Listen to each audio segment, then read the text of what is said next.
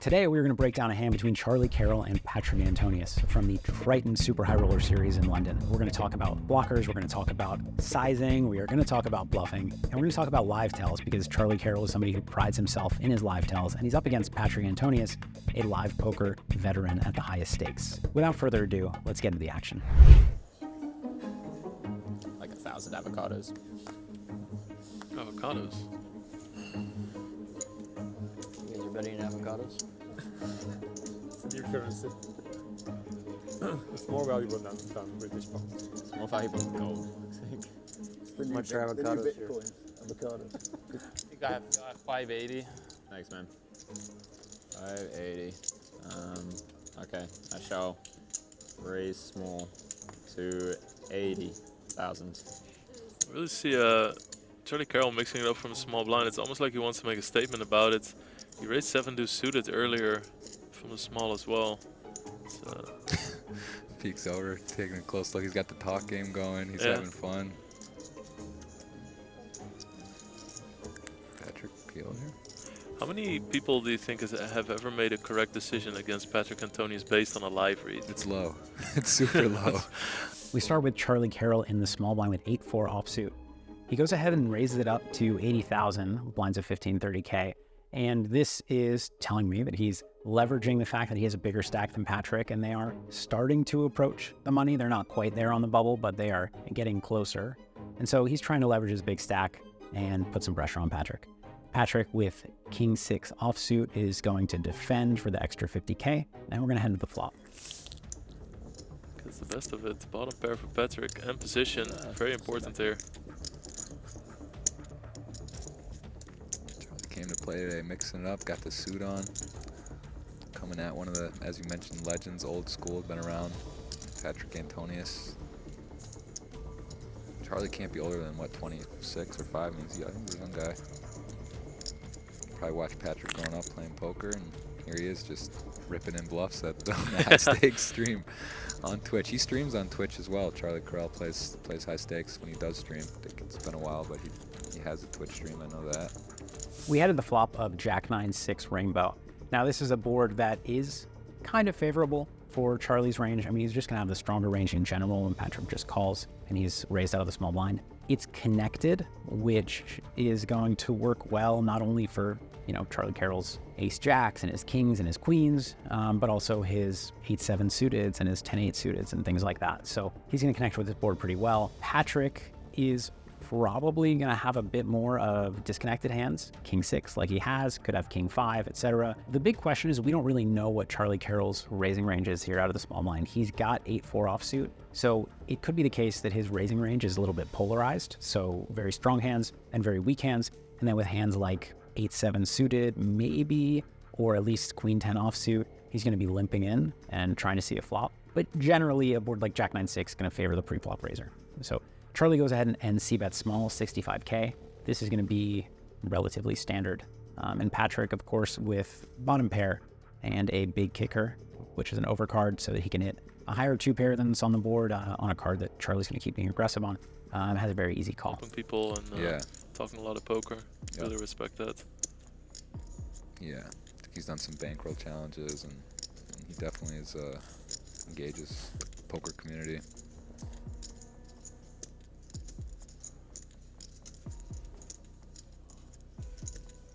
Very interesting hand going here.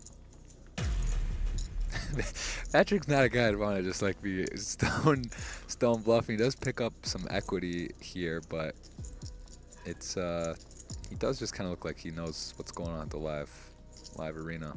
The 5 of hearts turn hits, which gives Charlie a gut shot straight draw. Doesn't do much for Patrick's hand, and this is an interesting spot where, on the one hand, I think Charlie's straight draw is the type of straight draw that I would like to bluff with in general, because if I have an open ender here and I bet half pot, 2/3 pot, and Patrik Antonius shoves, I have a very awkward stack to pot ratio. I probably have to fold away some pretty good equity, whereas with a gut shot, it's not so uncomfortable to bet fold. So this is the type of semi-bluff hand that I would like to bluff with. That said, the board is so connected now and has gotten wetter There are so many pair plus gut shots from Patrik that are never folding. We don't know if he's going to fold a hand like king 6. The 5 is not an overcard to the pairs you could have called with. I think if I'm trying to play my range in a balanced way, I would want to be bluffing with this hand because it's one of my better bluffs.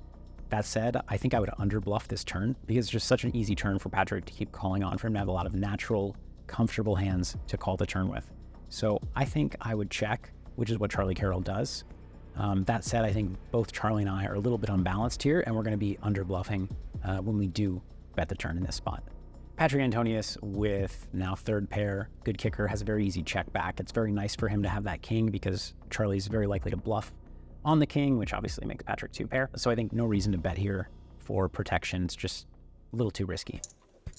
By the way, if you enjoy this strategy, check out my newsletter at philgalfond.com. You'll get strategy insights directly in your inbox every week. I go more in depth than I do in these YouTube videos, so if you're into this, I think you'll like that even more. Does get a free card. And once Patrik checks here, he really kind of plays his hand face up, and that's fine, you know, you still have position. The river brings the deuce of diamonds, and here's where things get very interesting. Now, Charlie's hand has a lot of things going for it as far as bluffs are concerned. He blocks 2 straights, not only with the 8, but also with the 4 now on the river. Now, are these straights super relevant? No, because Patrik's probably not going to have either of them. Maybe he checked back 3-4 with the backdoor flush draw after calling flop, but he probably folds out on the flop. So the straight blockers are not super relevant in that they block Patrik from having straights, but they do block Patrik from having straight blockers, which he might call with. If we're getting a little too advanced, don't worry about it. The other thing about this is that Charlie's at the bottom of his range. He's never going to have worse than 8 high here. He could have 7 high.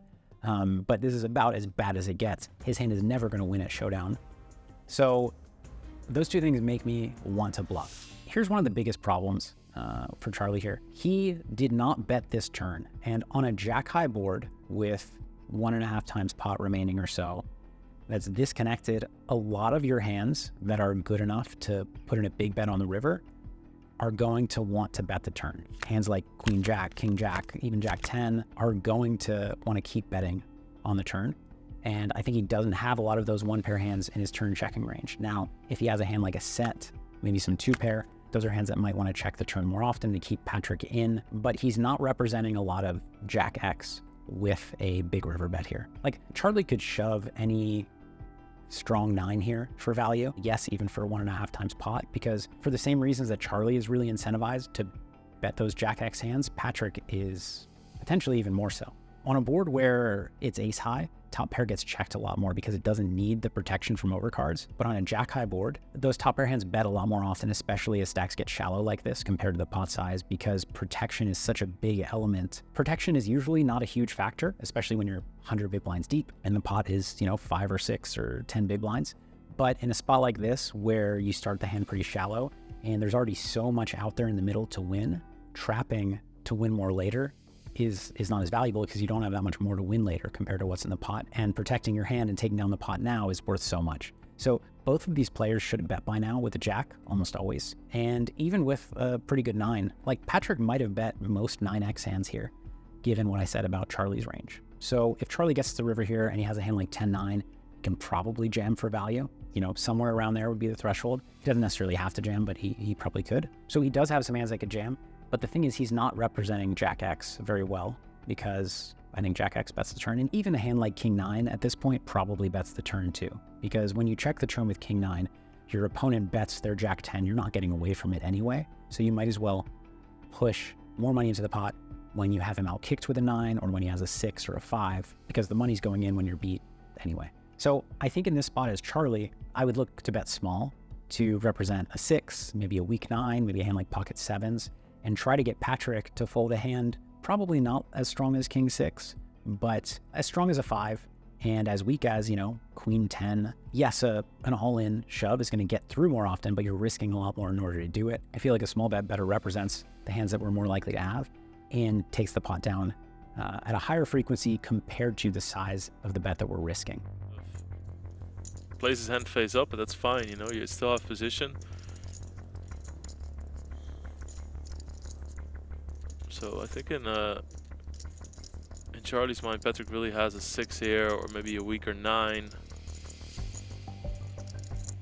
Yeah. This is wow. It does go Wow. all in. I like that. No one likes to make at the feature like a hero call, bust out hand. This is Patrick's certainly not afraid, and if anyone's capable of making a great call, it's Patrik. But it's a tough spot. Now, Charlie prides himself in reading live tells.